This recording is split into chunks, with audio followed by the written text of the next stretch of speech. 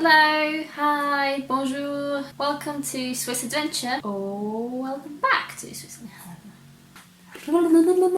Hello, hi, bonjour, welcome back to our Swiss Adventure. Hope you're all well. This is my third attempt to film this video. First attempt, my camera died a few times and then it just got too annoying. Then we had builders building something outside and it's been going on for many weeks. I hope that today you can't hear it as much and I'll be trying to shout over them so it doesn't get recorded on camera. But hopefully today will be the last time me filming this video.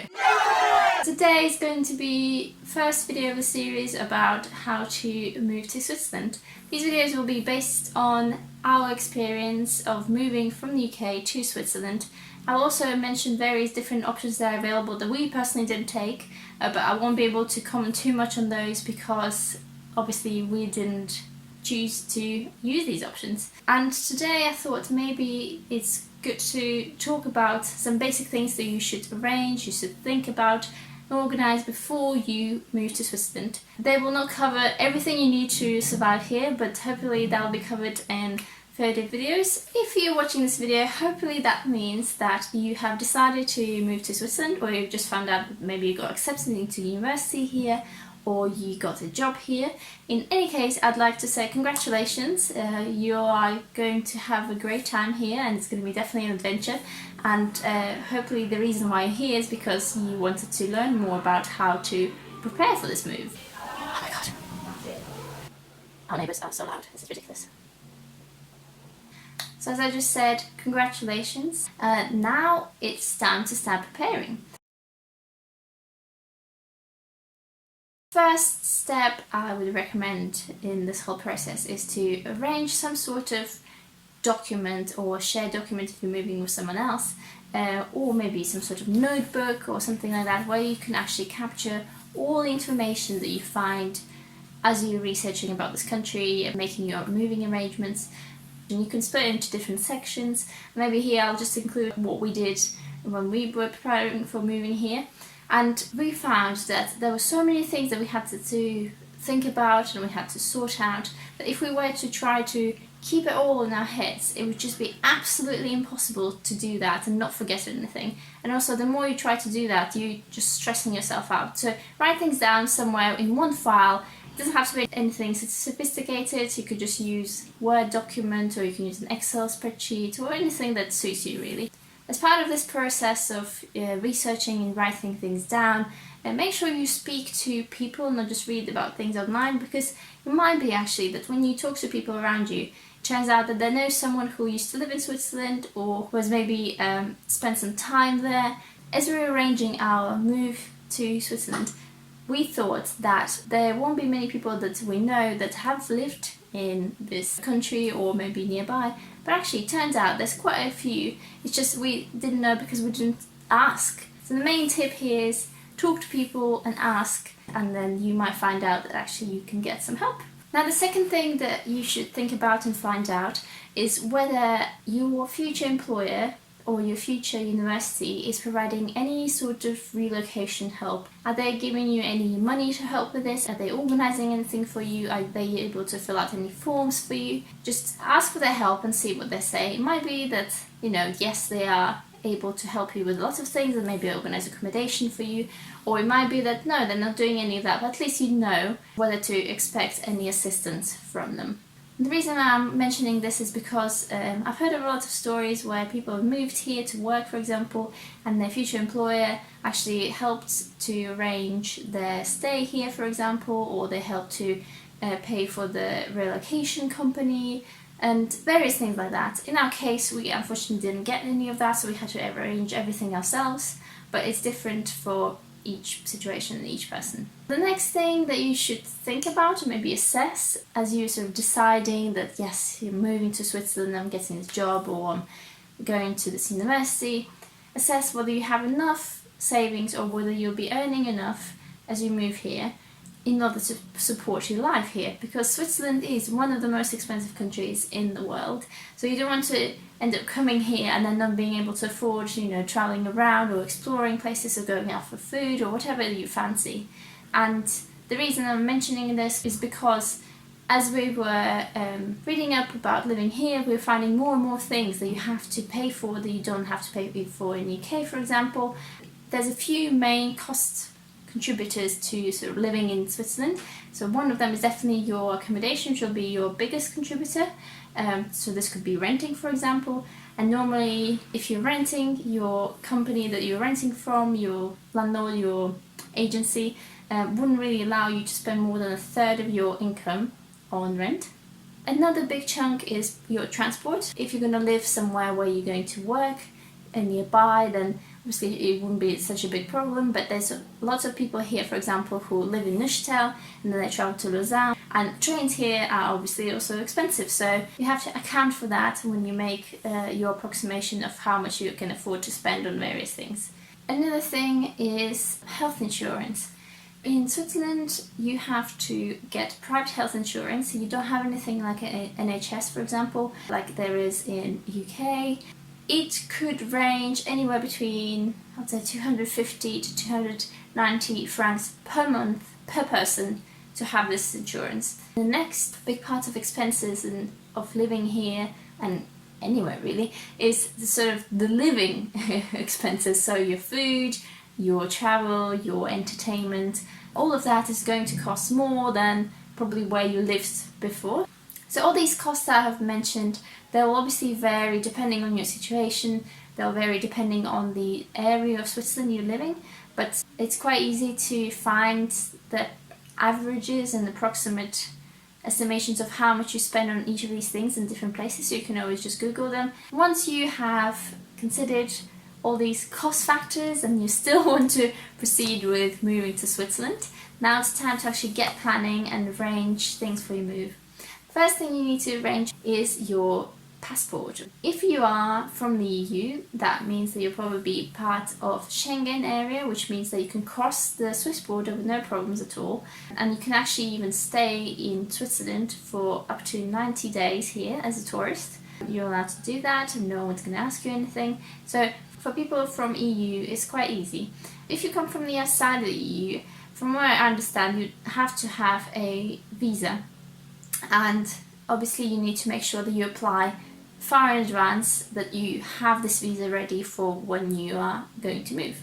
Another thing to know about is that you are going to need to apply for a residency permit once you get here. It's nothing that you can do before you come to Switzerland, but it's just something to be aware of, that once you get here, you apply for a residency permit, which then allow you to reside in Switzerland, and they allocate these permits based on your situation, based on your employment, based on your time that you're going to spend in Switzerland or you have already spent in Switzerland. So it's something that you just need to know about, but you don't necessarily have to do anything about that before you make your move. So you've got your passport sorted, your visa is on its way, everything is tip-top, and you understand about residency permit. Now you can think about your belongings. Do you have things that you want to bring with you? How many of those things there are?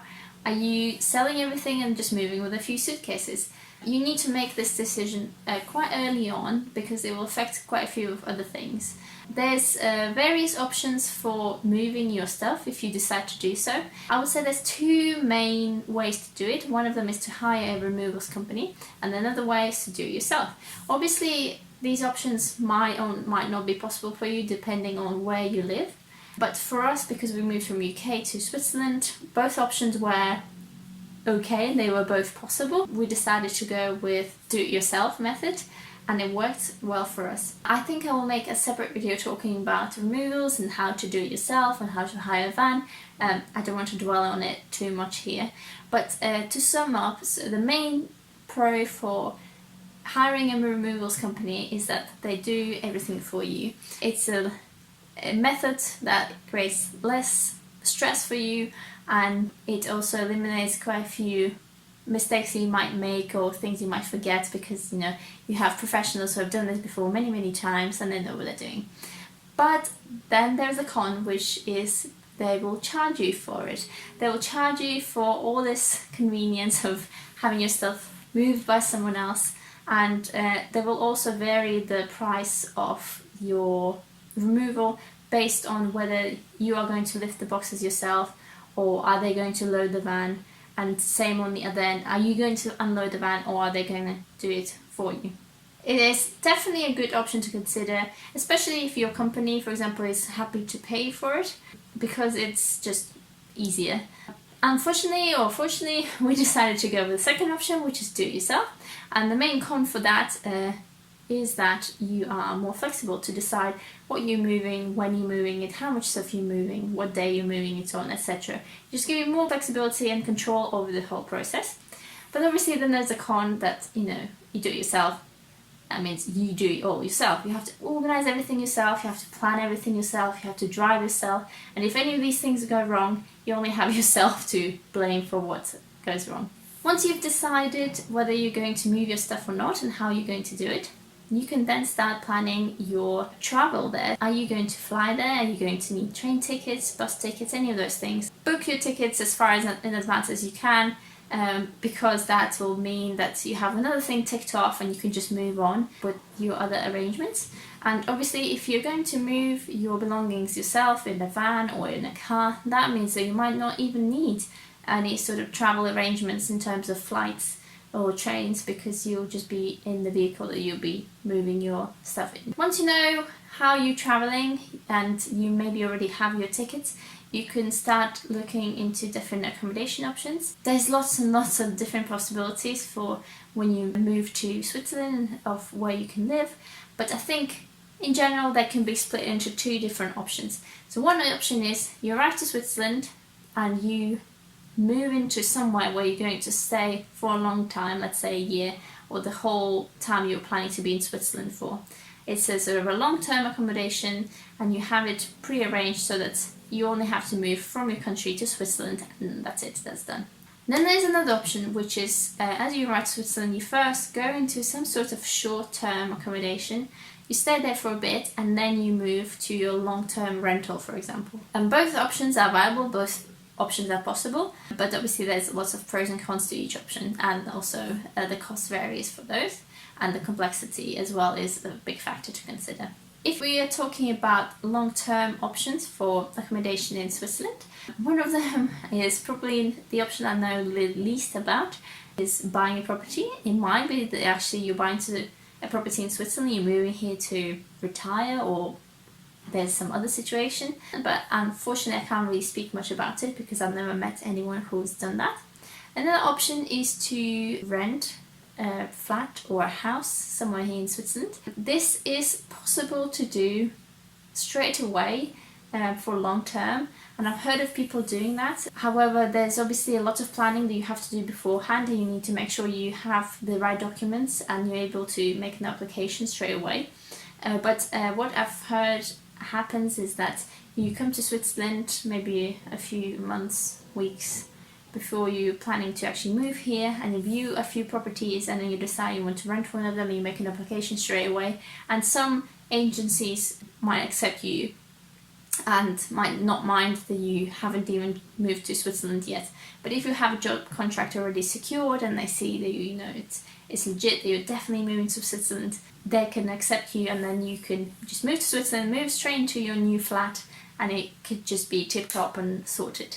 Now we're moving on to short-term options. If you are moving to Switzerland and you know that you're going to be able to find somewhere to live quite soon, or that you have a flat that you're going to rent, the rent is starting in a week or two after you arrive, for that short period of time you can stay in a hotel or in some sort of bed and breakfast situation. That is possible. It'll probably cost you quite a lot because it is Switzerland, but it's something that is an option, and it's quite a obvious option, and it's something that you can investigate. Another option that you can use is subletting. So I've heard of people doing that when they sublet from someone who is either already renting an apartment or they own an apartment and they can sublet a room. There's various Facebook groups where people search for people to live with, or they're subletting their place. Just search for those in your area and I'm sure you'll be able to find that. Another option is to do a temporary rental or short-term rental. There's a website in Switzerland that is called ums.ch, where you can find everything that is to do with temporary rental. Temporary rental is renting a place from anywhere between sort of 1 month, 2 months and up. It's a very good option if you're moving to Switzerland and you don't want to commit to something straight away. You can live somewhere for a short period of time whilst you're looking for a different place. You can move into a place that already has all the furniture, so everything's sort of ready for you to live in, and it's definitely easier than having to move to an empty flat, for example, that you're renting, and then sort out all the furniture and all those things and bills and stuff like that. And again, I've heard of people doing so. I've heard of people living somewhere where they temporarily rented a flat and then they couldn't find their own place quick enough, and then they extended the temporary rental. If you're going to live in Switzerland and you're going to live in a bigger city like Geneva or Lausanne or Zurich, you can, I think, definitely find quite a few different options for temporary rental. Unfortunately, in Neuchâtel, which is a small city, there's not that many options, but you can always visit the website and you can see what's available in your area. The good thing about temporary rental, as I mentioned, is that everything is ready for you. There's furniture there, there's probably going to be all the bills included in the rent. But the unfortunate thing is that with temporary rental, it will probably be a bit more expensive than actually just renting, but it's quite obvious because everything's provided for you, everything's included, so it's just the convenience that you're paying for. And the last and final option for short-term accommodation in Switzerland is Airbnb. This is what we decided to do because it was an option that we were most aware of and we knew most about. We searched for various Airbnb options here and we actually discovered that there weren't that many different places that rented long-term in Neuchâtel. In the centre of town, which is where we wanted to stay for our first few weeks here, there were only 2 options for us to choose from, and this option was one of them. The good thing about Airbnb is, again, it's quite easy and convenient. So you just move in, you have all the furniture, you normally have some sort of a kitchen if you're renting a flat, you have your internet, you have your water, electricity, everything's already provided and is accounted for in your Airbnb bill. And also the very good thing is that when you are moving in, you're very likely to meet your host, and your host is often able to help you to find things here, and if they're a nice person, you can get quite a lot of information from them in terms of where to find things, how to apply for stuff, etc, etc. So it's definitely a very good option. And the downside for doing the Airbnb option is that you're going to live in someone else's flat, so it might not feel like you are fully here and you've fully moved to a place, but I'm sure if you're only doing it for a few weeks or a month and you eventually move to your own place, that wouldn't really be too much of a struggle for you. Let's assume that you have now decided on your accommodation, or at least how you're going to do it. And now it's time to move on to the next topic to think about. Something that is very important to arrange before you go is your money for your initial expenses here. You need to figure out how much would it be for you to withdraw money from your debit or credit card in a cash machine in Switzerland, and how much it would cost for you to pay with your card in Swiss shops and restaurants. Once you know your conversion fees and your various other fees that the bank might charge you, you can then figure out whether you actually want to use these cards when you come here. And a very good thing to do is to exchange some cash before you come here. And I would recommend exchanging quite a big lump sum of money that you can afford to exchange. Because once you arrive here, you don't want to be worried about finding the right ATM, and you don't want to be worried that you don't have enough money on you to pay for various things and deposits and all sorts of stuff like that. It definitely helped us a lot to sort of start our life here. And the good thing about Switzerland is that it should be quite easy for you to go and apply for a bank card once you arrive here, if you have employment here or you are going to be in university here. But thing to bear in mind is that sometimes it takes quite a few weeks to actually get your card and get your PIN code and your e-banking access information and all things like that. So you shouldn't just think that you can arrive here, get the card straight away and you can start using your Swiss card. No, you need to make sure you have some sort of backup plan, like your other cards or some cash that you brought with you.